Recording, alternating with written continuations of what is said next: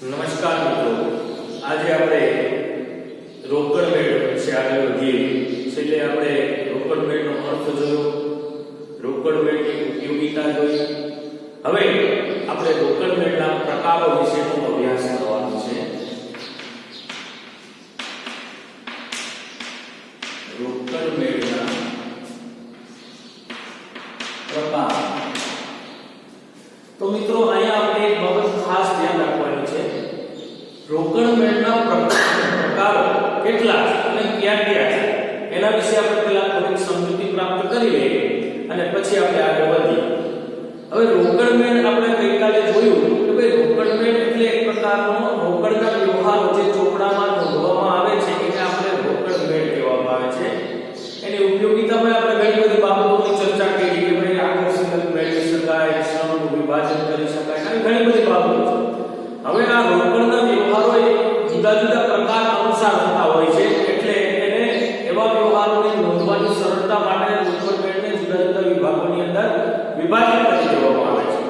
તો અહીંયા આપણે રોકડ મેળના પ્રકારોનો અભ્યાસ કરીએ તો આમ જોઈએ તો રોકડ મેળના મુખ્ય બે પ્રકારો છે. એક સાદો રોકડ મેળ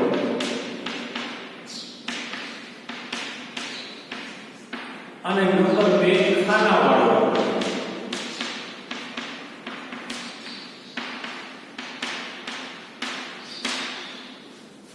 આ મુખ્ય બે પ્રકાર પડે છે, સાદો રોકડ મેળ અને બીજું છે ખાનાવાળો. હવે ખાનાવાળા રોકડ મેળના પાછા ત્રણ પ્રકારો પડે છે. એમાં નંબર 1 વટાવ અને રોકડ ખાનાવાળો. રોકડ મેળ નંબર 2 રોકડ અને બેંક ખાનાવાળો.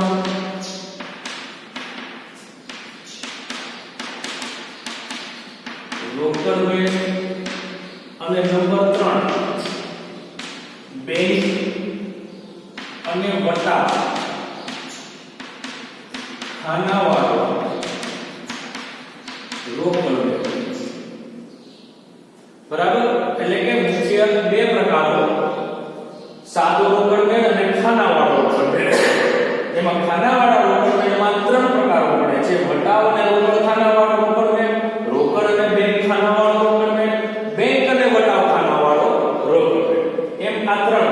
હજી ત્રીજો પ્રકાર એક પડે છે ત્રણ ખાનાવાળો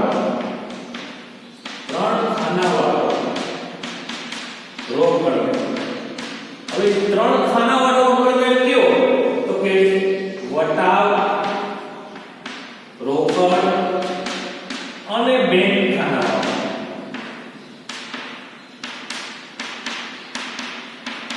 રોકડ આ રીતે મુખ્યત્વે બે અને ત્રણ પ્રકારોમાં રોકડ મેળને છે વિભાજિત કરી શકાય છે. આપણા બધા જ પ્રકારો વિશેનો અભ્યાસ કરવાનો છે. બરાબર, તો એમાં આપણે હવે સૌપ્રથમ સાદા રોકડ મેળ વિશેનો અભ્યાસ કરશું. તો મિત્રો આ સમજાઈ ગયું છે તમને કે રોકડ મેળના ત્રણ પ્રકારો પડે છે: સાદો રોકડ મેળ, ખાનાવાળો અને ત્રણ ખાનાવાળો રોકડ મેળ. બરાબર, તો આ રીતે એમાં ખાનાવાળો રોકડ મેળ છે એમાં વટાવ અને રોકડ ખાનાવાળો, રોકડ અને બેંક ખાનાવાળો, બેંક અને વટાવ ખાનાવાળો. હવે આ ત્રીજો પ્રકાર જે છે ત્રણ ખાનાવાળો રોકડ મેળ છે, તમને મોટાભાગે પૂછવામાં નથી આવતો. બરાબર, કારણ કે ઓલરેડી એનો સમાવેશ બીજા પ્રકારમાં થઈ ગયો. આ સાથે વ્યવહાર હોય છે.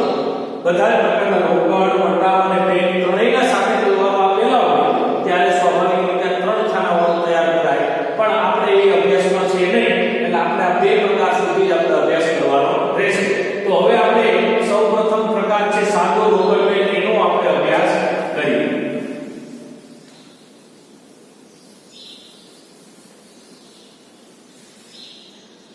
હવે જુઓ મિત્રો, સાદો રોકડ મેળ ક્યારે તૈયાર થાય, કેવી રીતના તૈયાર થાય એની આપણે ઊંડાણપૂર્વકની સમજૂતી મેળવવાની છે સૌપ્રથમ તો હવે આપણે એક બાબતનો ખ્યાલ છે કે રોકડ મેળમાં માત્ર ને માત્ર બધાની એકમમાં જે રોકડના વ્યવહારો થાય છે એવા જ વ્યવહારોની નોંધ છે રોકડ મેળમાં કરવામાં આવે છે.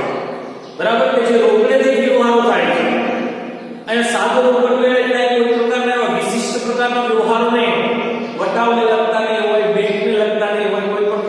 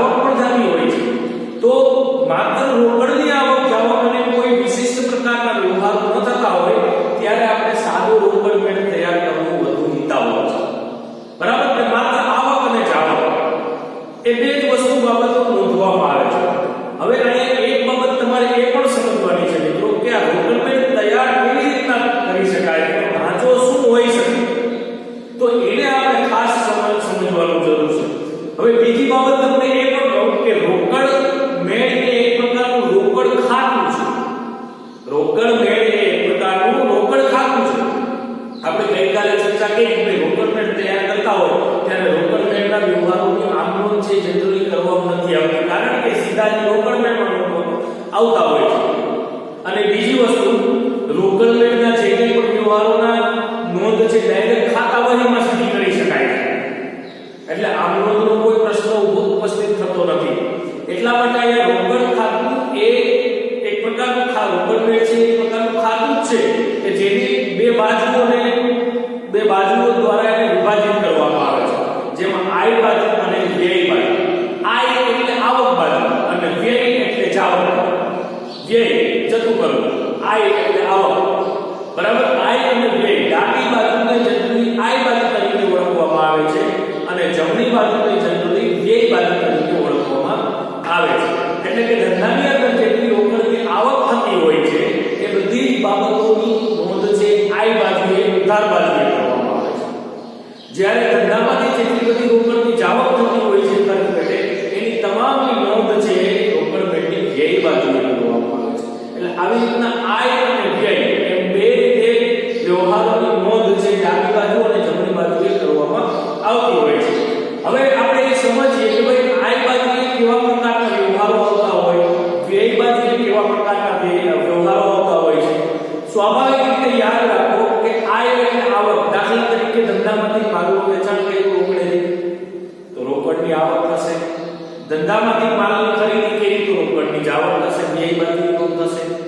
બરાબર. એવી રીતના ધારો કે કમિશન મળ્યું તો આવક બાજુએ નોંધ થશે, આય થશે. એવી રીતના વટાવ આપ્યો ચૂકવો તો એ વ્યય બાજુ જાવક તરીકે નોંધ થશે. એમ ટૂંકમાં જે વ્યવહારોની ધંધાની અંદર રોકડ આવે છે એ દરેક વ્યવહારો રોકડ પેટની આય બાજુએ નોંધવામાં આવે છે. અને જે વ્યવહારોથી રોકડની જાવક થાય છે એ તમામ વ્યવહારો છે રોકડ પેટની વ્યય બાજુએ નોંધવામાં આવે છે. બીજી બાબત એ કહું છું કે રોકડ ખાતું એ માલ મિલકતનું ખાતું કહેવાય છે. એક શોર્ટ તમને નિયમ આપું કે રોકડ ખાતું એ માલ મિલકતનું ખાતું કહેવાય છે. તો સ્વાભાવિક રીતે અહીંયા માલ મિલકત ખાતાનો નિયમ લાગુ પડે છે. હવે માલ મિલકત ખાતાનો નિયમ આપણે બધા જાણીએ છીએ. એ શું છે તો કે ભાઈ ધંધામાં માલ કે મિલકત આવતી હોય તો ઉધાર અને ધંધામાંથી માલ કે મિલકત જતી હોય તો એ જમા. બરાબર. આવે તે ઉધાર, જાય તે જમા. એટલે માલ કે મિલકત ધંધામાં આવે તો રોકડ ખાતાને આપણે માલ મિલકતનું ખાતું કહેતા હોય તો ધંધામાં જ્યારે રોકડ આવતી હોય ત્યારે આવે તે ઉધારના નિયમ અનુસાર આય બાજુએ નોંધાય છે. જ્યારે રોકડ પેટને ધંધામાંથી રોકડની જાવક થતી હોય ત્યારે મિલકત જતી હોય છે એવું માની લેવામાં આવે છે. તો એની આપણે નોંધ વ્યય બાજુએ કરવામાં આવે છે. કારણ કે જાય છે, જાય તે જમા એ નિયમ અનુસાર. હવે આ સાદા રોકડ પેટનો નમૂનો કેવો હોય એ આપણે સમજીએ એટલે આપણને વધુ ખ્યાલ આવશે. એમાં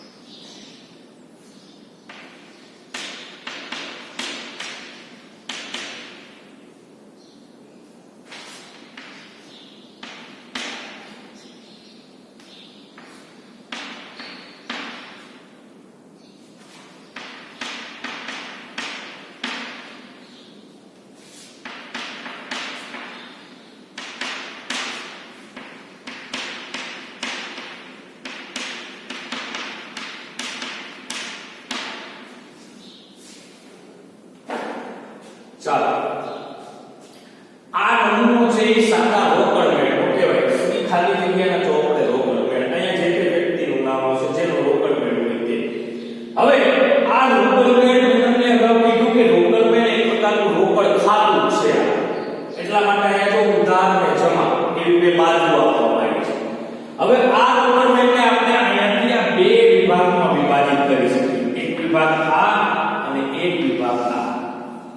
આવી રીતના બે વિભાગ છે. આ વિભાગ છે ડાબી બાજુનો વિભાગ, આ વિભાગ છે જમણી બાજુનો વિભાગ કહેવાય. અહીંયાથી આપણે એને અલગ પાડી શકીએ. હવે આ બાબત એટલે કે ડાબી બાજુ ઉધાર બાજુ જે છે એ આય બાજુ તરીકે ઓળખાય, આ વ્યય બાજુ તરીકે ઓળખાય. તો આય એટલે ધંધાની આવક, વ્યય એટલે ધંધાની જાવક. રોકડની જે જાવક થતી હોય તે, અહીંયા રોકડની જે આવક થતી હોય તે. હવે આપણે એક બાબત સમજીએ. અહીંયા તારીખ પેલી બાબત આવી છે. તો જે વ્યવહાર જે તારીખે થયો છે એની અહીંયા તારીખ લખવામાં આવે છે. ધારો કે આજે 23 તારીખ છે તો 23 તારીખમાં જે રોકડના વ્યવહારો થયા છે તે 23 તારીખ અહીં નોંધવામાં આવે છે. આપણે ધારો કે કેના મારફતે ઈ આવક થઈ છે. દાખલા તરીકે રોકડેથી માલ વેચ્યો એની આવક થઈ છે, કમિશન મળ્યું એની આવક થઈ છે, વટાવ મળ્યો એની આવક થઈ છે. જે મળ્યું હોય કે જેના દ્વારા મળ્યું હોય તે એની વિગત અહીંયા મૂકવામાં આવે છે. પછી પહોંચ નંબર, કારણ કે રોકડની આપણે આવક થઈ હોય એટલે સામેના વ્યક્તિને આપણે નાના મર્યાદિત પહોંચ આપી હોય તો એના જે નંબર હોય એ અહીંયા લખવામાં આવે છે. અને આ વિગત ધરાવતું ખાતું ખાતા વહીમાં કેટલામાં પાના ઉપર છે એના ખાતા વહીના પાના નંબર અને જે રકમ હોય તે લખવામાં આવે છે. દાખલા તરીકે તમને એક વ્યવહારનું ઉદાહરણ આપું. રૂપિયા 5000 નો માલ રોકડેથી વહેંચો. આવો એક વ્યવહાર છે. બરાબર. તો આજે આપણે આનું લખવું હોય તો કેવી રીતે લખી શકાય? રોકડ ખાતે ઉધાર રૂપિયા 5000 તે વેચાણ રૂપિયા 5. આ એને આમનો છે. હવે આ જ આપણને આપણે રોકડ મેળમાં ખતવણી કરીએ તો રોકડ ખાતે ઉધાર. આ રોકડ ખાતાની ઉધાર બાજુ મતલબ રોકડ મેળ છે રોકડ ખાતું જ છે. તો ઉધાર બાજુએ ધારો કે તારીખ પહેલી તારીખ હોય વ્યવહાર થયો તો અહીંયા તારીખમાં પહેલી તારીખ. અને શેને લખતો છે તો કે રોકડેથી માલ વેચવો છે, રોકડ આવે તો ઉધાર, રોકડ ખાતે ઉધાર. ખતવણી હંમેશા વિરુદ્ધ ખાતે થાય છે. વિરુદ્ધ ખાતું એટલે વેચાણ.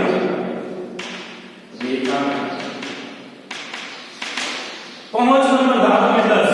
આપણે નાના પડ્યા એટલે સામેના વ્યક્તિને 10 નંબરની પહોંચાડવી. ખાતા વહી પાના નંબરમાં જો હોય તો લખાશે બાકી કાંઈ. અને રૂપિયામાં 5000 નો માલ વેચ્યો છે. બરાબર. તો આ રીતના વ્યવહારને આપણે નોંધ થાય. કારણ કે રોકડની આવક થઈ. બરાબર. એટલે અહીંયા તારીખ આઈ બાજુએ આવક થઈ છે માટે આઈ બાજુએ નોંધાય. પાના નંબર જે કંઈ પણ હોય એટલે જે રકમ હોય તે. હવે બીજી બાબત આવે જેની બાજુ ના એક ભાગ ડાબી બાજુનો ભાગ આવક કરતો થયો, જાવક બાજુ કોઈ વ્યવહાર હોય રોકડની જાવક થતી હોય તો એ જાવક બાજુ લખાય. એમાં પણ એક વસ્તુ જે દિવસે જે તારીખે જાવક થઈ છે એ તારીખ લખવામાં આવે છે. કઈ વિગતથી એની જાવક થઈ છે તેની વિગત લખવામાં આવે છે. વાઉચર નંબર, કારણ કે અહીંયા રકમ નાના મળે ત્યારે સામેના વ્યક્તિને આપણે પહોંચ આપીએ છીએ પણ આપણે જ્યારે કોઈ વ્યક્તિને ચૂકવીએ છીએ ત્યારે આપણે વાઉચર ખર્ચ તરીકે લઈએ છીએ. એટલે વાઉચર નંબર લખાય. ખાતા વહી પાના નંબર લખાય. દાખલા તરીકે બીજો એક વ્યવહાર બીજી તારીખે રૂપિયા 5000 ના માલની રોકડેથી ખરીદી કરી. આ વ્યવહાર છે. તો આ રૂપિયા 5000 નો માલ આપણે રોકડેથી ખરીદો હોય તો સ્વાભાવિક રીતે રોકડની આવક થાય કે જાવક થાય? જાવક થશે. બરાબર. તો હવે જાવક આપણે આમ લખીએ તો ખરીદવાથી માલ મિલકત ખાતાના નિયમ અનુસાર ખરીદવાથી માલ આવે તે ઉધાર. ખરીદ ખાતે ઉધાર રૂપિયા 5000 તે રોકડ ધંધામાં જાય જમા રોકડ ખાતે 5000. આ રીતના અમલ થશે. તો ખરીદ ખાતે ઉધાર, ખરીદ ખાતે આપણી પાસે નથી, રોકડ ખાતે જમા, આ રોકડ ખાતે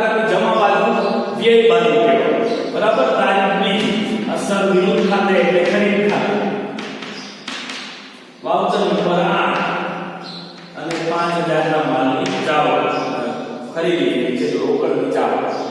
તો અહીંયા કોઈ આવક થતી હોય રોકડ વેણની આય બાજુ અને જાવક થતી હોય રોકડ વેણની વ્યય બાજુ નોંધવામાં આવે છે. બરાબર.